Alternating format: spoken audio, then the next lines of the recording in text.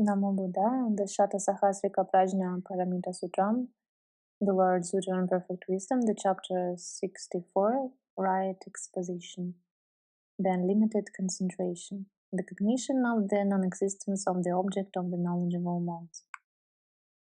Subhuti.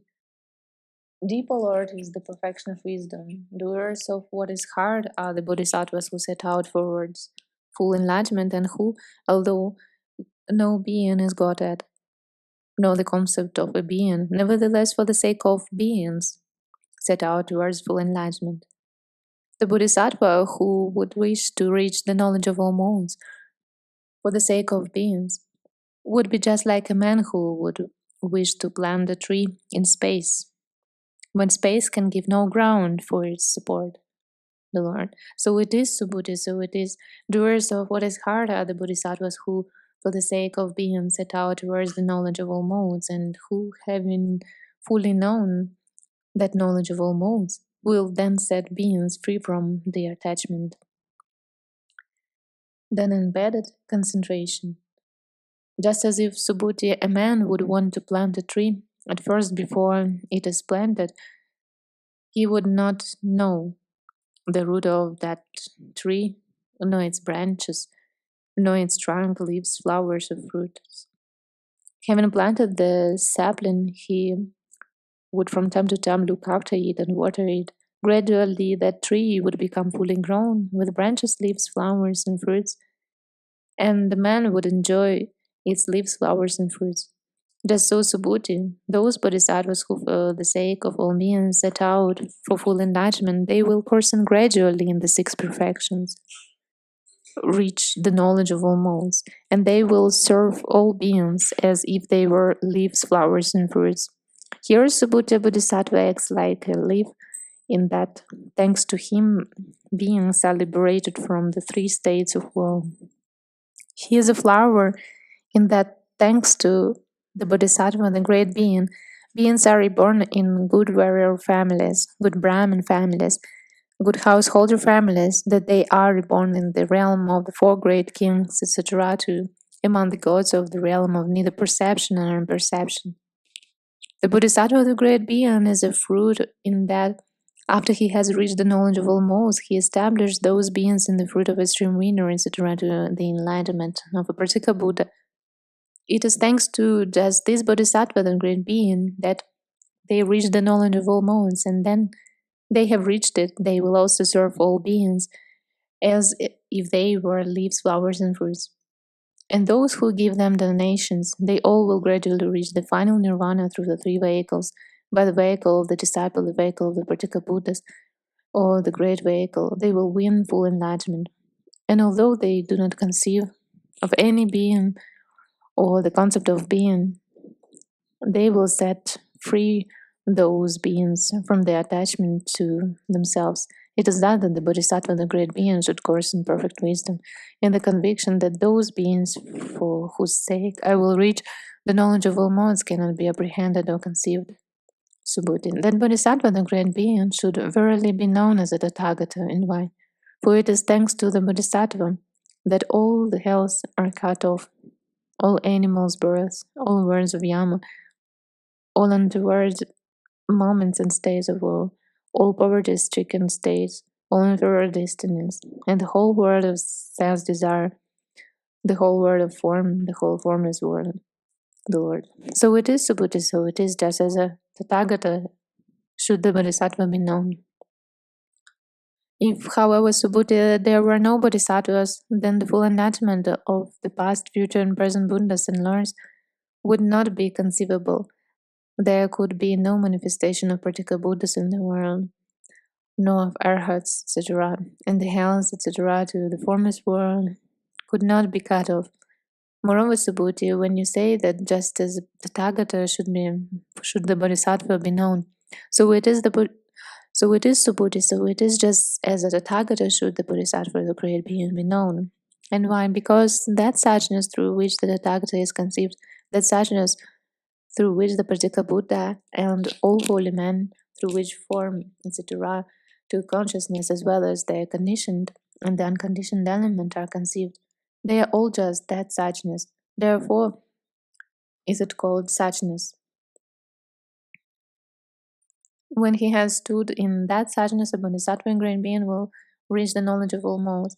That is why he may be called Tathagata. By this method, should the bodhisattva, the great being, be known as just a Tathagata, when suchness is taken as the standard, it is that Subhuti, then the bodhisattva, the great being, should train in the perfection of wisdom with which is suchness. He then trains in the suchness of all dharmas and perfects it. Then he will win the development of serenity over the suchness of all dharmas, become skilled in faculties of all beings, gain the skill in perfecting the faculties, recognize that all that concerns beings is their own work, perfect the cognition which results them from resolve, and purify the cognition of the three periods of time coursing the pilgrimage of Bodhisattva. He will work the will of beings, purify the Buddha field, reach the knowledge of all modes, turn the will of Dharma, establish beings in the three vehicles, and lead them to the realm of Nirvana, which leaves nothing behind. It is thus, Subhuti, that the Bodhisattva, the great being, on seeing all these virtues and advantages, should raise his own thought to full enlightenment and likewise that of others. Subhuti, worthy of homage, O Lord, by the world, with its gods, men, and asuras, are those bodhisattvas, great beings, who course in this perfection of wisdom as it has been expounded. The Lord. So it is, Subhuti, so it is. Subhuti, how much merit, the Lord, does the bodhisattva, the great being, who has had his first thought of enlightenment, beget, when for the sake of all beings he wants to know fully the supreme enlightenment. The Lord. If Subhuti, all beings in the great cosmos, as many as there are, would be established on the level of disciple of Pratyeka Buddha, would then these beings beget much merit? Subhuti, much, O Lord, much, O well gone, an infinite merit, O Lord, a boundless merit, O great one, O well gone. The Lord. Yet the merit which would result from all beings in the gradually cosmic common followers of the disciple of Pratyeka Buddha vehicle is infinitesimal when compared with the equipment of merit of the Bodhisattva who has had his first thought of enlightenment. And why? Because the disciples and Pratyeka Buddhas have been begotten by the Bodhisattvas, whereas the Bodhisattvas, who great beings, have not been begotten by the disciples and Pratyeka Buddhas. And the same holds good if all those beings were endowed with the virtues of the disciples and Pratyeka Buddhas, because the virtues of the disciples and Pratyeka Buddhas have been begotten by the Bodhisattvas and not the other way round. And the same holds good if all those beings were established on the stage of right insight, or on the stage where they become one of the clan, or on any other stage up to the stage of a Pratyeka Buddha, and likewise if they had all entered on a Bodhisattva special way of solation, then their merit would be infinitesimal compared with that of a Bodhisattva great being. And if again all beings in the great cosmos were to become candidates for enlightenment, then their merit would still be infinitesimal compared with that of the Tathagata, the mark of the knowledge of all modes, or of Buddhahood. Subhuti. Should the Bodhisattva, the great being, the Lord, who has had his first thought of enlightenment, attend to the knowledge of all modes? The Lord. Yes, he should. The objectives of our dominant function and mode of knowledge of all modes. Subhuti. What, O Lord, is of the knowledge of all modes, the existence, what the objective support, what the dominant function, what the mode, what the mark? The Lord. Knowledge of all modes, that is non-existent, markless, sunless, impassive, non-production, non-manifestation. And again, as to what Subhuti has said, what is the objective support of the knowledge of all modes? What the dominant function? What the mode? What the mark? Its objective support is non-existent. Its dominant function is mindful recalling. Its mode is calm. Its mark is a no mark. This is the objective support of the knowledge of all modes, its dominant function, mark, and mode. The 16 errors. Errors with regard to the genesis of the objective support. Subhuti. Is then just the knowledge of all modes non-existence, or also form, and everything up to the unconditioned element? Lord. The knowledge of all modes is non-existence, and so is form. Is it Radu, the unconditioned element, and why? Because Subhuti, the knowledgeable mode, has no own being. And what has no own being? That is non-existence, Subhuti. For what reason has knowledgeable mode no own being?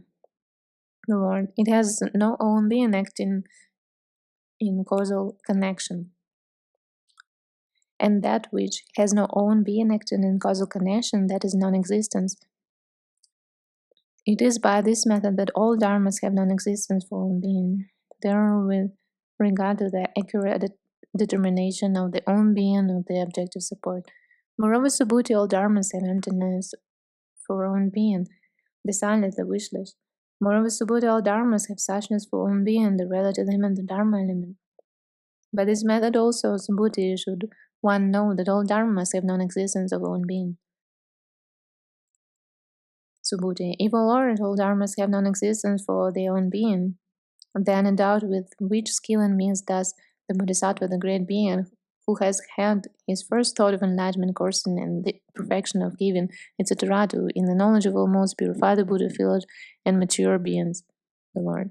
Just that is the skill and means of the Bodhisattva, the great being, that he gets fully acquainted with all dharmas as having non-existence for one being, and yet purifies the Buddha field and matures beings, and that he cognizes that Buddha field and those beings as having non-existence for one being.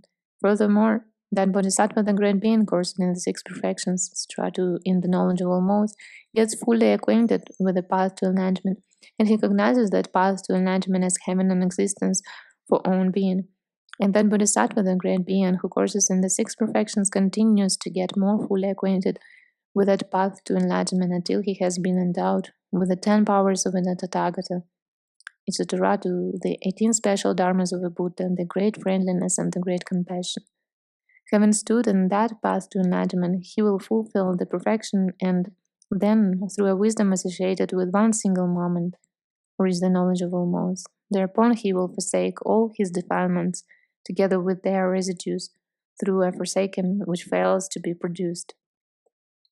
There, with regard to the cognition of knowledgeable modes, surveying the great